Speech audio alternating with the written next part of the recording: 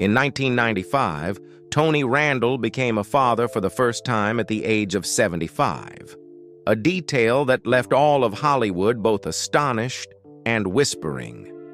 The man audiences remembered as Felix Unger, the neat, perfectionistic, and almost annoyingly funny character in The Odd Couple, suddenly appeared before the public in a completely different image, an elderly husband, a new father, and an artist who seemed to be trying to reclaim the part of life that time had taken away from him.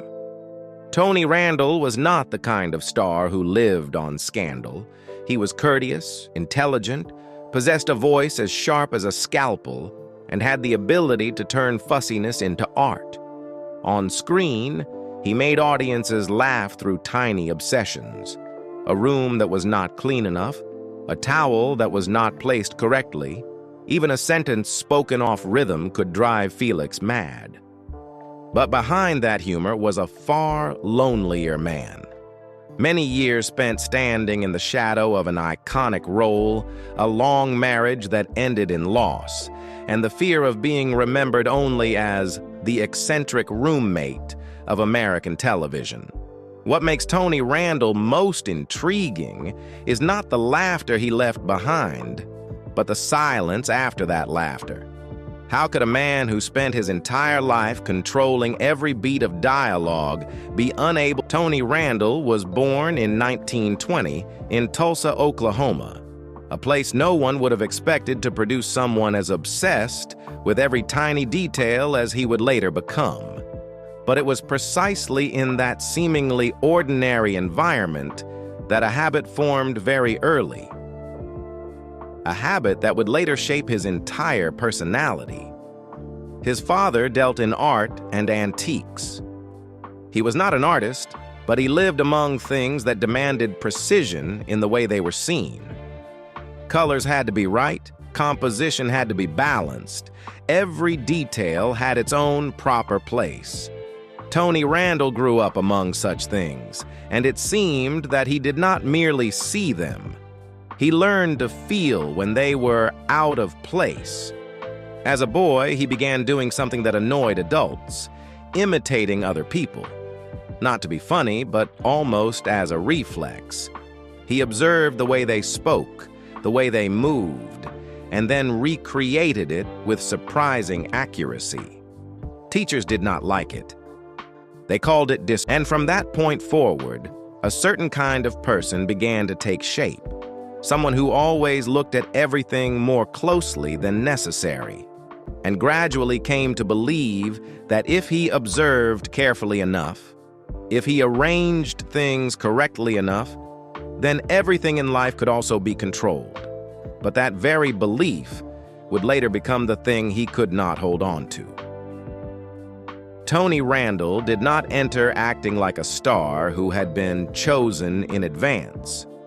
His path began with a fairly familiar decision: enrolling at Northwestern University with a focus on speech and drama. But after only a short time, he left that path behind. Not because he had failed, but because he realized something. What he needed could not be found in a conventional academic program. He moved to New York, an unsafe, uncertain choice, but the only place where he believed he could learn in the right way. At the neighborhood playhouse, he was trained under Sanford Meisner's system, a method that did not teach people how to act, but how to respond truthfully. It was no longer about outward imitation.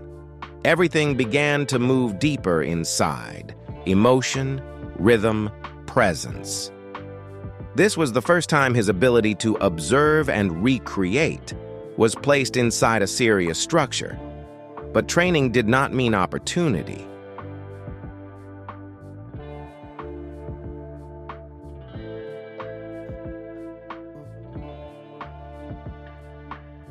The years that followed brought no major turning point, no role that changed his life.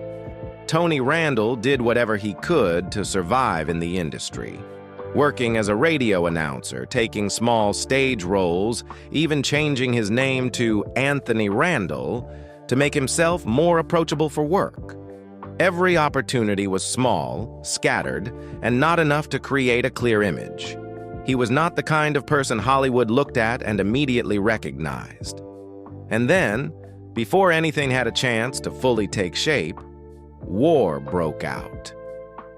Tony Randall enlisted, serving in the United States Army Signal Corps throughout World War II. 4 years away from the stage, an interruption that for many people could have meant the end. But for him, it became another kind of training. Discipline, structure, and the ability to control himself under conditions that could not be controlled. When the war ended, he returned to New York, not as a beginner, but as someone who understood more clearly what he was pursuing. No rush, no immediate search for the spotlight. He kept working, kept accepting small roles, kept accumulating experience. There was no explosion, only a long process, slow, steady, and deliberate. And that way of rising, without noise, without short-term spectacle, created a very different foundation. Throughout his artistic journey, if there was one thing Tony Randall did not do, it was stand still long enough to be forgotten. After many years of quietly accumulating experience, a new phase began. Not loudly, but clearly enough for people in the profession to realize that he was no longer in the same position. And once he had stepped into that phase, nothing could go back to the way it had been before. Broadway was the first place to respond to this change.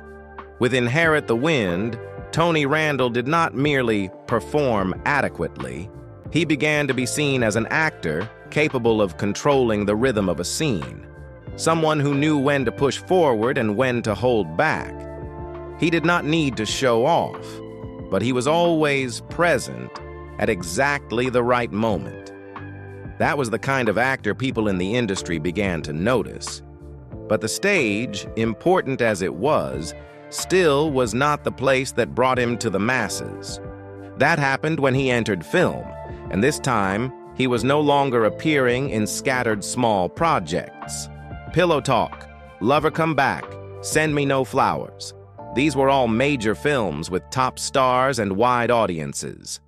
Tony Randall was not the center of every frame, but each time he appeared, people began to realize something. Then came The 7 Faces of Dr. Lau, and this was when everything changed most clearly. In this film, Tony Randall did not just play one role.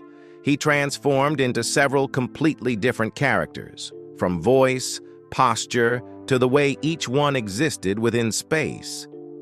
This was no longer simply a matter of acting well.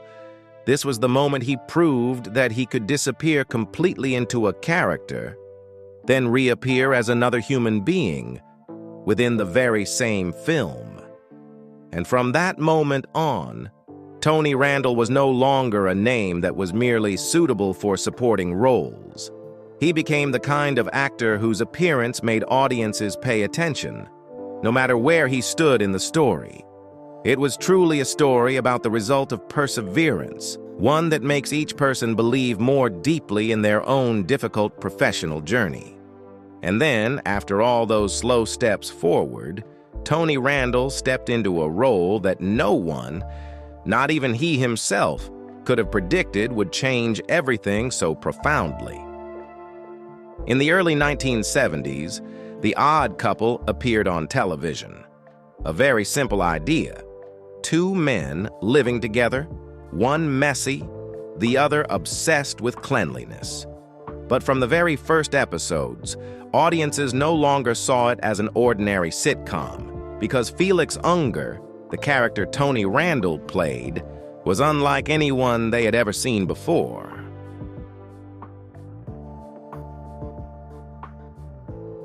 He did not merely play a fussy man. He made the audience feel that fussiness, from the way he adjusted a pillow, wiped a glass again, to the way he reacted to tiny details that other people did not even notice. Everything was so precise that it almost seemed impossible to fake. And that was the turning point. Because for the first time, Tony Randall was no longer an actor people recognized after watching. He became someone audiences remembered the moment the screen went dark. Felix Unger was not just a character. He became a type of person, a model, a name that everyone understood as soon as it was mentioned. The Odd Couple took Tony Randall from an actor recognized by professionals and turned him into an icon of popular television. But what made this role different was not the level of fame. It was this. Felix Unger was not entirely a created character. He was a heightened, clearer, sharper version of Tony Randall himself. The way he was obsessed with order, the way he reacted to anything out of alignment, the need to put everything in its proper place, none of it was something he had learned for the role. He had carried it with him long before, and for the first time, that entire person, magnified, placed under the lights, became something that made all of America laugh and made it impossible for them to forget.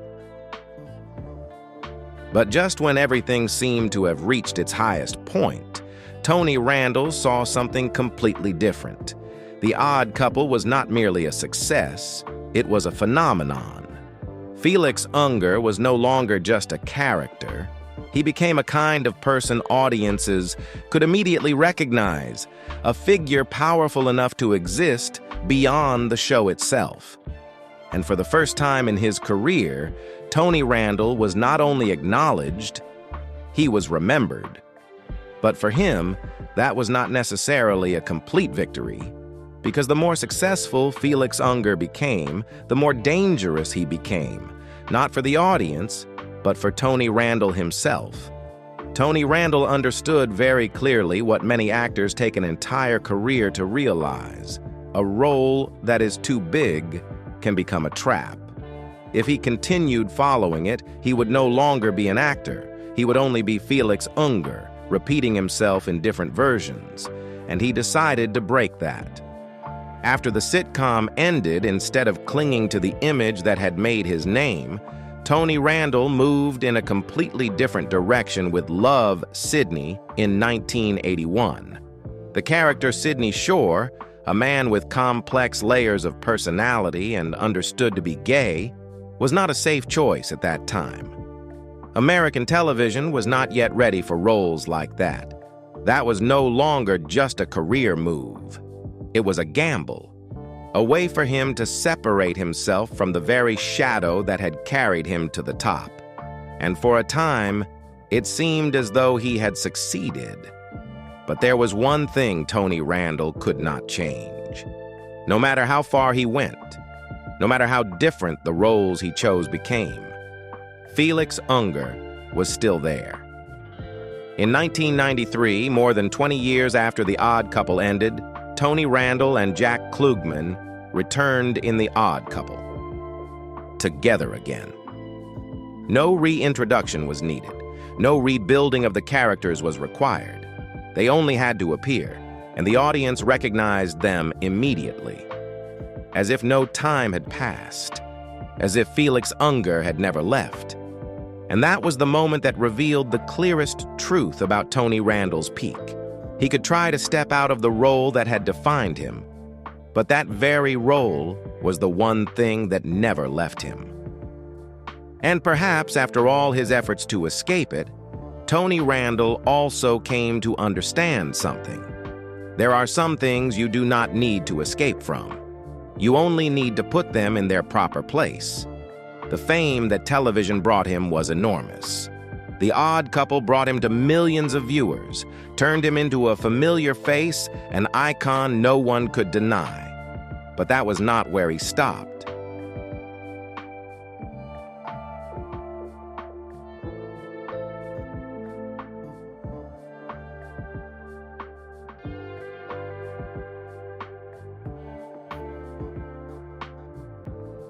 Because, for Tony Randall, what he pursued was never just fame. In 1991, he founded the National Actors Theater in New York, a decision that was not commercial, not meant to expand his personal image, but almost went against the logic of a television star. He wanted to bring classic plays back to the stage, to preserve a form of art that he believed was the foundation of true acting. And this time, he was not standing in the position of a celebrity trying out the stage. He was returning to the place where he truly belonged. There were no longer characters who had to make a quick impression, no longer the pressure to make audiences laugh or remember him within a few minutes. On stage, everything unfolded more slowly, more deeply, and demanded more. It was the place where everything he had learned and accumulated over many years finally had its true meaning. If television was what brought Tony Randall to the public, then the stage was where he defined who he was. If, on stage, Tony Randall could control every beat of a performance, then in life, there was a very long period when he almost did not need to control anything at all, because everything was already in its proper place.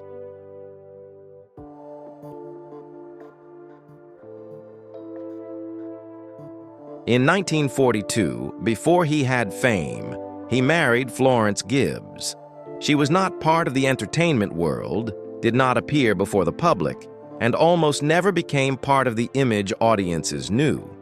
But precisely that absence was what kept their relationship alive in a rarely durable way.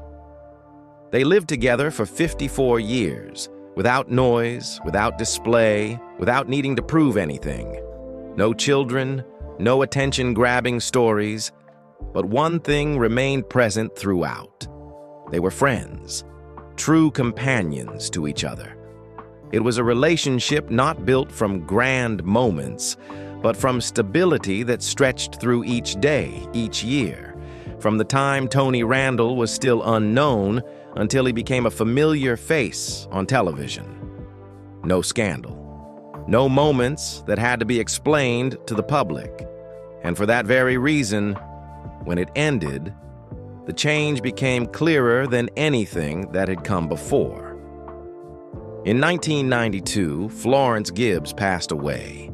There was no conflict leading to an ending, no choice, only a loss, sudden and impossible to control.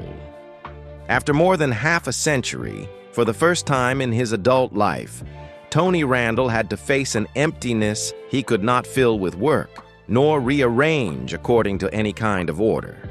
He fell into loneliness, into collapse, a period in which those around him clearly noticed the change. He was no longer the person who always kept everything under control. That was the first time. Tony Randall lost control, and from that very moment, every decision he would later make, decisions that previously seemed impossible, began to take shape.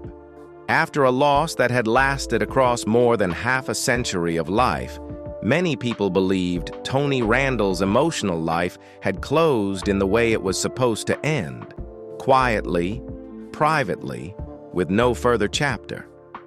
But 4 years later, he appeared again, in a way no one could have predicted. That woman was Heather Harlan. She was 50 years younger than him. When they married in 1995, Tony Randall was 75, an age when most people have settled down, even closed the door on major changes in life. Heather, at 25, was at a starting point. That gap needed no explanation.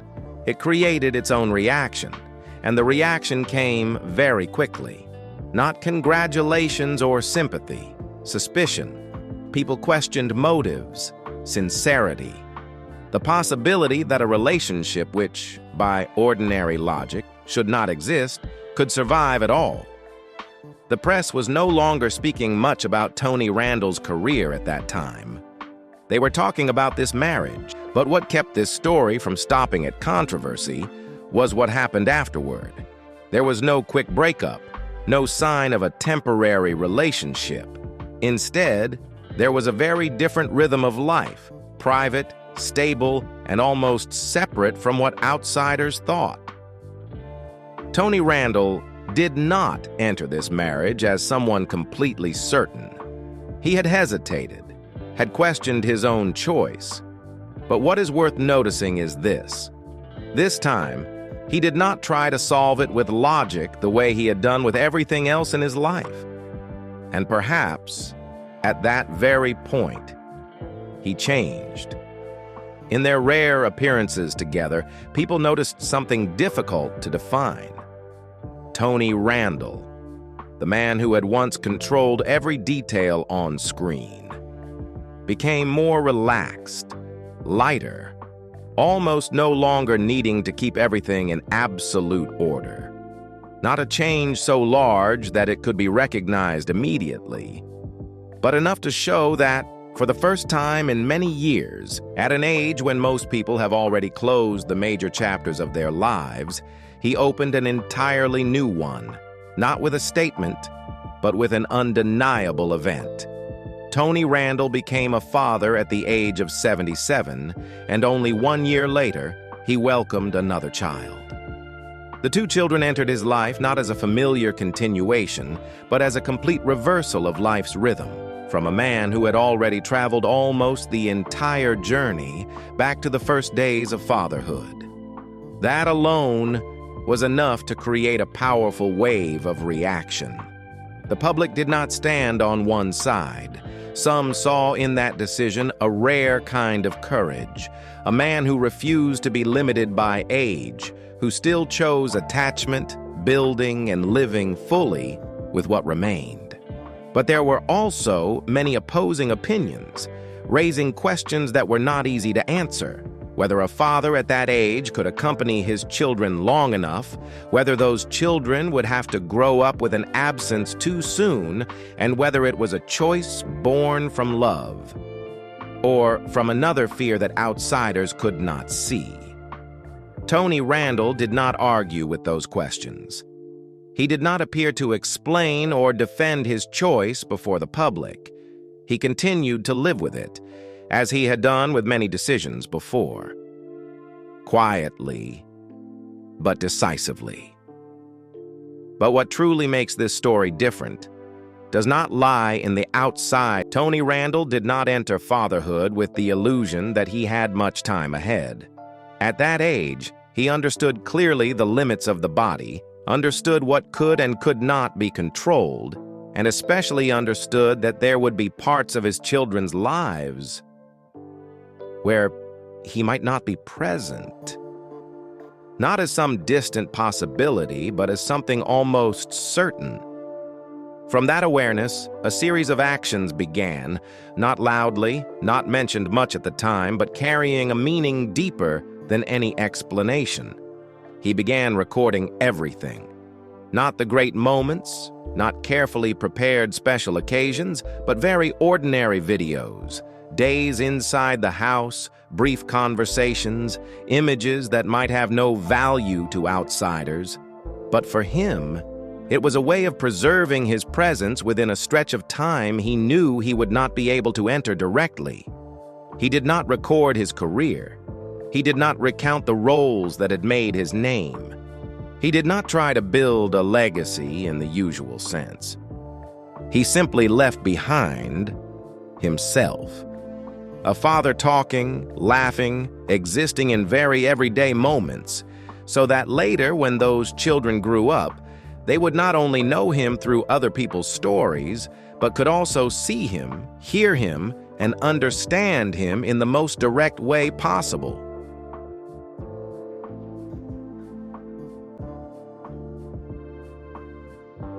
That was not the act of someone merely enjoying a late stage of life, but the act of someone preparing for his own absence, calmly, consciously, and almost without showing it on the outside.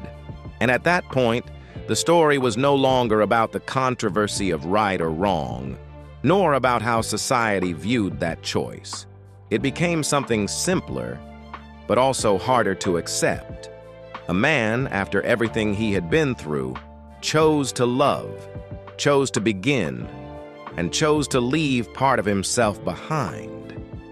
even when he knew he might not be there long enough to witness the ending. If you knew your time was no longer abundant, would you choose to live safely so as not to hurt anyone? Or would you still choose to love, choose to begin, even knowing you might not be able to walk with it to the end? Share your thoughts, not to judge, but to understand that every choice carries a story outsiders cannot see. Perhaps, after all those controversial choices, what remains is not the question of right or wrong, but the mark Tony Randall left behind. Because no matter how much his personal life made people argue, there is one thing almost no one can deny. Tony Randall created an image powerful enough to exist beyond. Felix Unger was not merely a successful role in The Odd Couple.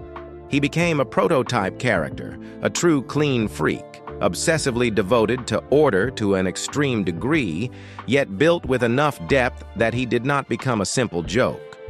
Audiences did not only laugh at him, they also recognized part of themselves in those small details.